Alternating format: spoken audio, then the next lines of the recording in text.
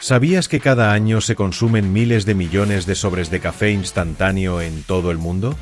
Un polvo fino que parece insignificante, pero que tiene el poder de despertar al planeta entero cada mañana.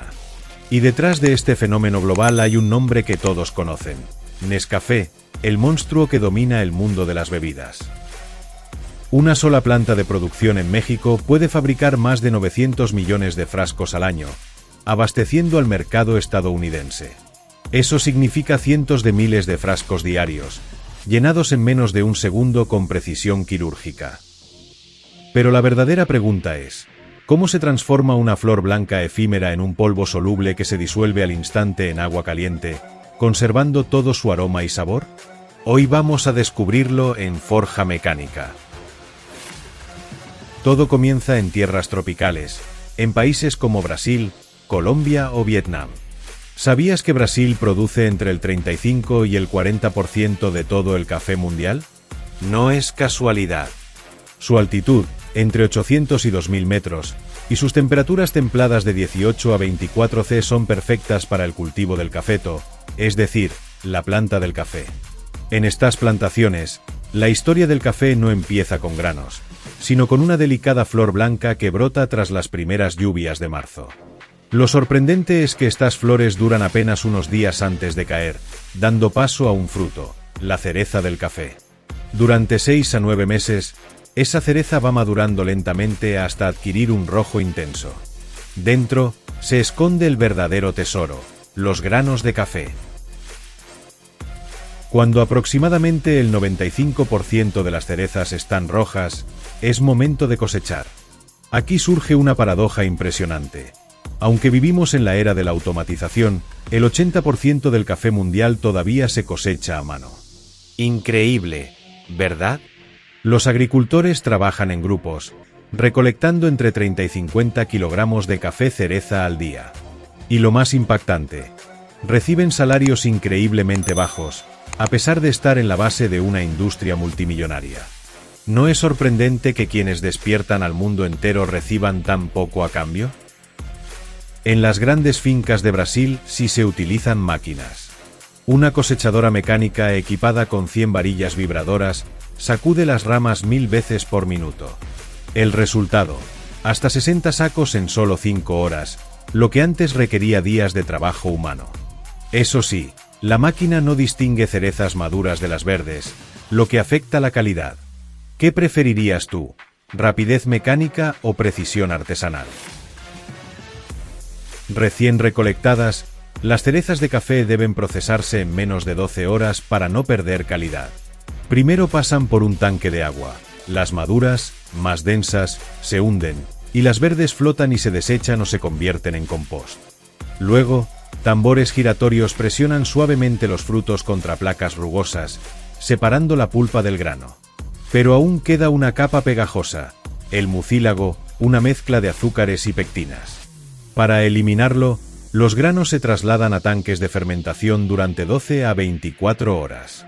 El agua limpia y las enzimas naturales disuelven poco a poco esa capa. Después, se lavan con agua fresca hasta quedar completamente limpios. Ahora comienza el secado. Los granos se extienden al sol durante 7 a 14 días, removidos varias veces al día hasta reducir su humedad al 11%. Finalmente, una máquina de trilla elimina la última capa protectora, llamada pergamino, y aparece el grano verde de café. En este punto, los granos se clasifican, se empaquetan en sacos de yute de 60 kilogramos y se preparan para la exportación. Aquí ocurre algo curioso. En su viaje hacia Estados Unidos o Europa, el valor del café se multiplica por 10, alcanzando precios de 20 a 30 dólares por kilo. El grano verde llega a fábricas como la planta de Nescafé en Veracruz, México. Allí comienza el tueste, una de las fases más decisivas. Los granos entran en tambores giratorios a temperaturas entre 188 y 282 grados durante 8 a 20 minutos. Un tueste claro conserva más cafeína. Uno oscuro resalta sabores más intensos pero con menos cafeína.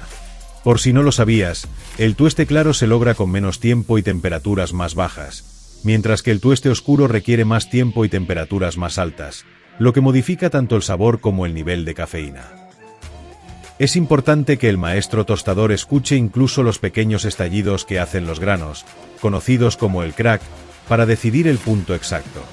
Después, se enfrían rápidamente con ventiladores potentes para detener la cocción y fijar el sabor. ¿Sabías que un retraso de apenas unos minutos en este proceso puede arruinar por completo un lote de café? Una vez tostados, los granos pasan a molinos industriales que los reducen a un polvo grueso. Este polvo no es para preparar café normal, sino para extraer la máxima esencia posible. Se introduce en grandes tanques presurizados donde se mezcla con agua caliente. El objetivo: crear un concentrado espeso, cargado de compuestos aromáticos y cafeína. Este extracto será la base del café soluble. Aquí llega la magia. ¿Cómo transformar un líquido en un polvo que conserva todo su aroma? Existen dos métodos principales.